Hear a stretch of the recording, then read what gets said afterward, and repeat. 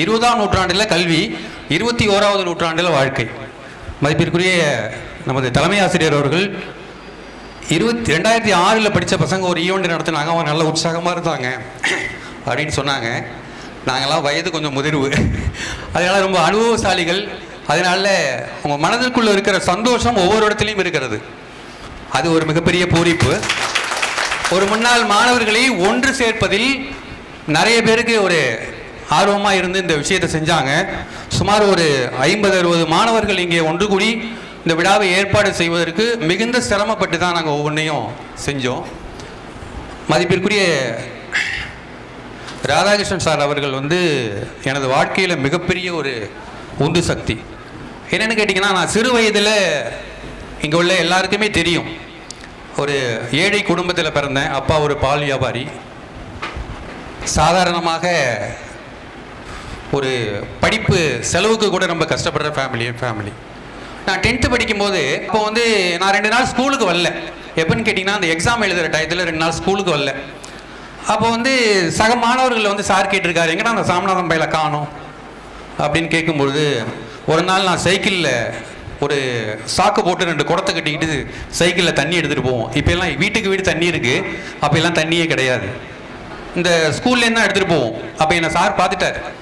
என்னாச்சுடா அப்படின்னு கேட்குறப்ப, இல்லை சார் ஃபீஸ் கட்டுறதுக்கு பணம் அப்பா லேட்டாக தரேன்னாங்க அப்படின்னு சொல்லிடுற பொழுது, நீ நாளைக்கு பள்ளிக்கு வா. அப்பொழுது பள்ளிக்கு வர சொல்லி எனக்கு அந்த 110 ரூபாய் பணத்தை எனக்கு அந்த 10th பரீட்சை எழுதுறதுக்கான ஒரு அந்த கட்டணத்தை மதிப்பிற்குரிய ஐயா ராதாகிருஷ்ணன் சார் அவர்கள் செலுத்தினார்கள். அந்த 10th பாட படிப்பை நான் முடிக்காவிட்டால் நான் எனது மேல்நிலை கல்விக்கு போயிருக்கவே முடியாது. அப்படிப்பட்ட சூழ்நிலையில் இந்த தருணத்தில் நான் அவரை மிகுந்த மரியாதையோடு பார்க்கிறேன். எனக்குள்ள ஒரு சிறு ஈகை குணம் உண்டு. அது யாரிடத்தில் கற்றுக்கொண்டேன் என்றால் சார்டேந்து தான். என் பிள்ளைகளையும் சரி, எனது உறவினர்கள் நிறைய பேரையும் சரி, படிப்புக்குன்னு கேட்டால் நிறையா உதவி செஞ்சுருவேன். இப்பொழுதும் தலைமை ஆசிரியர்கிட்ட ஒரு வேண்டுகோள் என்னென்னா, அந்த +2 படிச்சுக்கிட்டு இருக்க மாணவர்கள் யாராவது ரொம்ப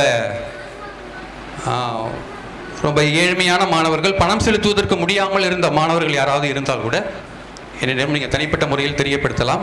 அவர்களுக்கான அந்த பயிற்சி கட்டண பள்ளியோட வகுப்பு கட்டணத்தை நான் செலுத்துவதற்கு தயாராக இருக்கிறேன். இந்த ஈகை குணம் எனது ஆசிரியரிடம் நான் கற்றுக்கொண்டேன். அவரை இந்த நேரத்தில் நான் மரியாதையாக அவங்களை நினைவுறுகிறேன். ஐயா நன்றி. அடுத்து குணவதி டீச்சர். நான் குணவதி டீச்சரை தேடி கண்டுபிடிக்கணும்னு சொல்லி அந்த ஒரு டார்கெட் என்கிட்ட தான் கொடுத்தாங்க. ஏன்னா அவங்கள யாரும் தேடி கண்டுபிடிக்கவே முடியல. ராதாகிருஷ்ணன் சார் கண்டுபிடிச்சிட்டாங்க, மற்ற டீச்சர்ஸ் எல்லாம் கண்டுபிடிச்சிட்டாங்க. அவங்க எங்கே இருக்காங்கன்னே தெரியல. இந்த ஸ்கூலில் 4 வருஷம்தான் அவங்க ஆசிரியராக இருந்தாங்க. நான் எனது பணியிடம் மயிலாடுதுறை. நான் ஒரு பேரூராட்சி துறையில் இளநிலை உதவியாளராக பணிபுரிந்து வருகிறேன்.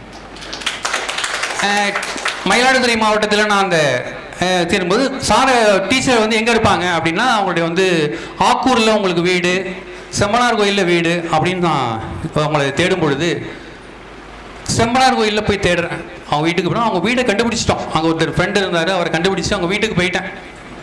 பக்கத்து வீட்டுக்காரங்கள்ட்ட விசாரித்தோம். இதுமாரி சார் பேர் ப்ரொஃபஸர் செம்பியன், அவங்களோட துணைவியார் குணவதி டீச்சர், அவங்க எங்கள் ஸ்கூலில் ஒர்க் பண்ணாங்கங்க. அவங்க அவங்கள தேடுறதுக்காக நான் வந்தோம் அப்படின்னு சொன்ன உடனே, அவங்க ரொம்ப வருஷத்துக்கு முன்னாடி அந்த இடத்த விட்டு வெளியில் போயிட்டாங்க. அப்போ அந்த பக்கத்து வீட்டுக்காரங்களோட உறவு எப்படி இருக்கும்னு எல்லாருக்குமே தெரியும் ஒரு விஷயம் தான். அவங்க சொன்னாங்க, அவங்க டீச்சர் இஸ் எக்ஸ்பர்ட் அப்படின்ட்டாங்க ஒரே வார்த்தையாக.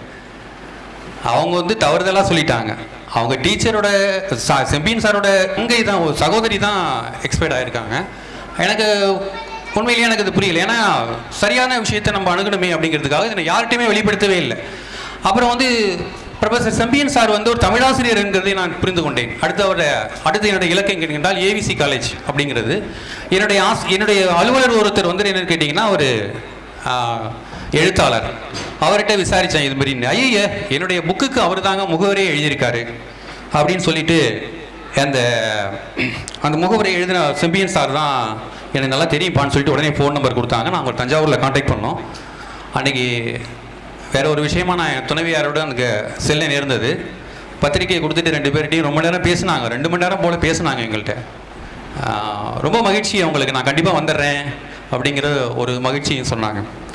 அதுபோல் அடுத்து நம்ம ஜேஆர்சி சார், எம்ஏ சார்னால் ஒரு மகிழ்ச்சியானது. அங்கே எங்கே அழைச்சிட்டு போனாலும் ஒரு சந்தோஷமான நிலையிலேயே நம்மளை வச்சுருப்பார், அது எந்த நேரத்துலையுமே சரி. அடுத்து பிடி சார். பிடி சார் பாத்தியராஜ் சாரை பார்த்தீங்கன்னா நம்மளை விளையாட்டுக்காகவே நம்மளை பயன்படுத்தி நிறைய பேர் வச்சிருக்காரு. எனக்கு விளையாட்டில் பெரிய ஆர்வம் இல்லை அந்த டயத்தில். நான் வந்து +1 +2 வேளாங்கண்ணியில் படிக்கும்போது அவங்களோட அண்ணன் பிள்ளைங்கள்லாம் எனக்கு கிளாஸ்மேட். மரியாதைக்குரிய பாத்தியராஜ் சாரோட துணைவியார் அம்மா இருக்காங்க. அவங்க கையால் நான் நிறையா தடவை வீட்டில் மீன் குழம்பு அசையம் சாப்பிட்ருக்கேன். உண்மைதானம்மா? நிறைய தடவை அவங்க வீட்டில் சாப்பிட்றதுக்கான சந்தோஷம் நிலைமை எனக்கு கிடச்சிது. அவங்க ஒரு தாயாக நான் அங்கே படிக்கும்போது எனக்கு நிறையா தடவை அவங்க வீட்டில் சாப்பிட்ருக்கேன். ரொம்ப மகிழ்ச்சியான தருணம். ஒரு ஆசிரியருக்கும் மாணவர்களுக்கான உறவு எப்படி இருக்கும் என்பதற்கு நிறையா உதாரணங்களை சொல்லலாம். கோழிக்கோடில், அதாவது கேரளாவில் கோழிக்கோடில் ஒரு கிராமம். அந்த கிராமத்தில் ஒரு ஆரம்ப கல்வி படிக்கின்ற ஒரு பெண் திடீர்னு மத்தியானம் பெல் அடிச்சுட்டா அவங்க திடீர்னு வேகமாக ஓடுவாங்க. ஓடி அவங்க வீட்டை அடைஞ்சு அந்த வீட்டிலேருந்து பக்கத்தில் ஒரு ஆலயம் ஒன்று இருக்கும், அந்த ஆலயத்துலேயும் பெல் அடிக்கும். அவங்க வேகமாக ஓடி அங்கே வீட்டுக்கிட்ட பாத்திரத்தை எடுத்துகிட்டு போய் உடனே ஒரு உணவை, அந்த கோயிலில் இருக்கிற உணவை வாங்கி அந்த வீட்டில் உள்ள சகோதரிகளெல்லாம் கொடுத்துட்டு, அந்த ஏழ்மையான சகோதரிகளுக்கெல்லாம் கொடுத்துட்டு மறுபடியும் திருப்பி பள்ளிக்கு வருவாங்க. அந்த மாணவியை வந்து தினசரி அந்த ஒரு ஆசிரியை மட்டும் அவங்க கவனிக்கிறாங்க. ஏன் இவ வந்து பெல் அடிச்சோடனே இவளை வேகமாக ஓடுறா, இவளுக்கு என்ன அப்படிங்கிறத நிறையா கண்காணிக்கிறாங்க ஒரு ஆசிரியை. அப்படிப்பட்ட சமயத்தில் ஒரு தடவை அவங்கள கூப்பிட்டு கேட்குறாங்க, ஏன்டி நீ இவ்வளோ வேகமாக ஓடுற அப்படின்னு கேட்குற பொழுது, அம்மா எனக்கு அந்த பெல் அடிக்கும் போது என்னோடய சகோதரியோட பசி மட்டும்தான் எனக்கு தெரியும், அதனால நான் அந்த ஆலயத்துக்கு போய் அந்த உணவை வாங்கி கொண்டாந்து என்னுடைய சகோதரிகளை கொடுத்துட்டு நான் திருப்பி பள்ளிக்கு வருவேன் அப்படின்னு சொல்கிறாங்க. அந்த மாணவி ஓடுகிற வேகத்தை பார்த்து ஒரு நாள் வந்து நீ வந்து விளையாட்டு போட்டியில், தடகள போட்டியில் நீ கலந்துக்குமா அப்படின்னு சொல்லும்போது, அந்த பெற்றோர்களிடத்திலும் அந்த ஆசிரியை வந்து சொல்கிறாங்க, அவன் நல்லா ஓடுறா, அவளை வந்து ஓட வைப்போம் அப்படின்னு சொல்லும்போது, அந்த மாணவியை வந்து ஒரு மாவட்ட அளவிலான தடகள போட்டியில் வந்து கலந்து வைக்கிறாங்க. அந்த பெண்ணும் வந்து அந்த தடகள போட்டியில் மாவட்ட அளவில் வெற்றியும் பெறாங்க. அங்கே இருக்கிற ஒரு பயிற்சியாளர் நம்பியார், அவர் பேர் நம்பியார். அந்த நம்பியார் இவருடைய ஓட்டத்தை கவனிக்கிறார். அந்த ஓட்டத்தை கவனித்து இவரை வந்து மாநில அளவில் அவருக்கு பயிற்சி கொடுத்து ஒரு மிகப்பெரிய வெற்றியை தடகள போட்டியில் வெற்றி பெற வைக்கிறாங்க. அது வேற யாரும் இல்லை, பிடி உஷா.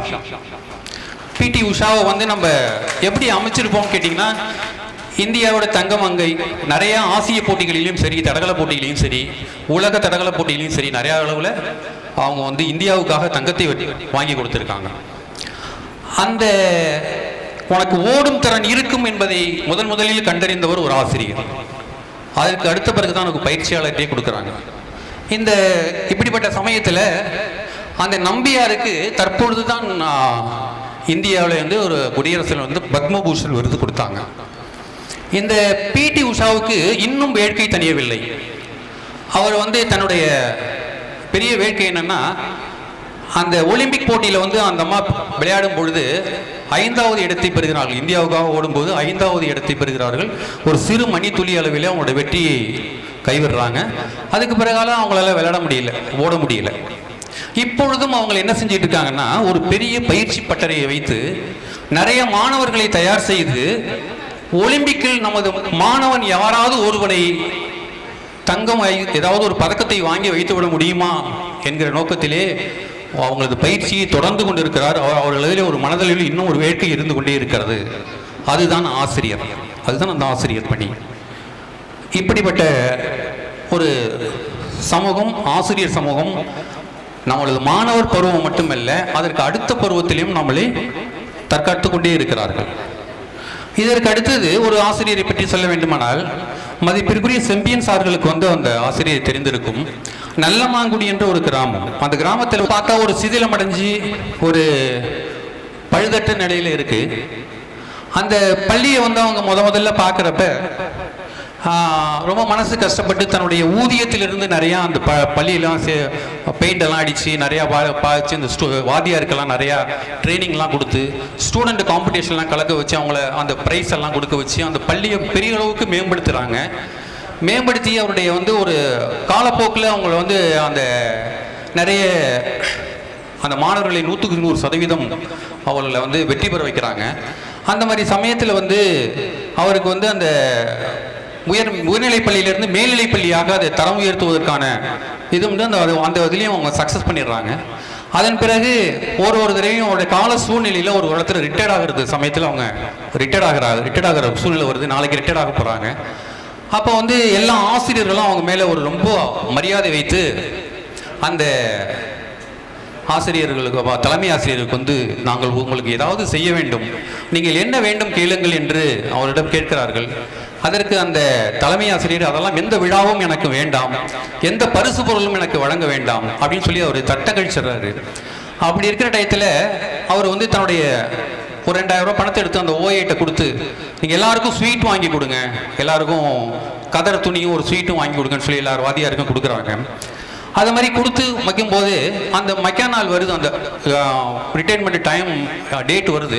சார் எப்பொழுதும் போல் அந்த அலுவலக பணியை பார்த்துக்கிட்டு இருக்கிற நேரத்தில் நிறைய மாணவர்கள் கண்கலங்கி அவர்கிட்ட வர்றாங்க. வந்து எனக்கு நாங்கள் ஏதாவது ஒரு உங்களுக்கு செய்ய வேண்டும், அதனால் நீங்கள் ஏதாவது ஒன்றை கேளுங்கள், நான் தருகிறேன் என்று சொல்லுகிறார். அப்படியா? அப்படி என்றால் எனக்கு ஒரு கரும்பலகை வாங்கி கொடுங்கள் என்று கேட்கிறார். ஒரு ரிட்டையர்டாக போகிற தலைமை ஆசிரியர் பரிசு பொருட்களை எதுவும் வேண்டாம் என்று சொல்லிவிட்டு எனக்கு ஒரு கரும்பலகையை வாங்கி கொடுங்கள் என்று கேட்கிறார். என்ன ஆச்சரியம் என்று உடனே அந்த மாணவர்கள் சரி அவர் ஆசிரியர் விருப்பப்பட்டபடியே வாங்கி கொடுப்போம் என்று வாங்கி கொடுத்து விடுகிறார்கள். அப்பொழுது அவர் சொல்கிறார், நான் இன்று உங்கள் மாணவர்களுக்கு பாடம் நடத்துவது மட்டுமல்ல, எனது பணி ஓய்விற்கு பிறகு நிறையா இளைஞர்களுக்கும் நிறையா சமூகத்திற்கும் நிறையா விஷயங்களை நான் சொல்ல வேண்டும் என்பதற்காக நான் இந்த கரும்பலகையை கேட்டேன், யாரும் தப்பா நினைத்து விடாதீர்கள் என்று சொல்லி அவருடைய இல்லத்தின் முகப்பில் இருக்கிற தெருவில் இன்றளவும் ஒரு திருக்குறள், ஏதாவது பாரதியார் கவிதை, ஏதாவது ஒன்றை தனக்கு எழுதி கொண்டிருக்கிறார். அவருக்கு வயது 86. அவர் வயது 86. மதிப்பிற்குரிய செம்பியன் சார் இங்கே இருந்தாங்க, நல்லா தெரியும்னு நினைக்கிறேன். அவருக்கு வந்து சமீபத்தில் அவர் ரிட்டையர்ட் ஆகிற டயத்தில் அவருக்கு குடியரசுத் தலைவரோட நல்லாசிரியர் விருது பரிந்துரைக்கப்பட்டது. அதுவும் அவர் பெற்றுக்கொண்டார். அதுவும் அவருடைய சிறப்பு. இது வந்து ஒரு சிறப்பு. ஆசிரியர்களை எப்படி நம்மளை நடத்துகிறார்கள், நம்ம சமூகத்தை எப்படி நடத்துகிறார்கள் என்பதற்காக ஒரு எடுத்துக்காட்டிற்காக சொன்னேன்.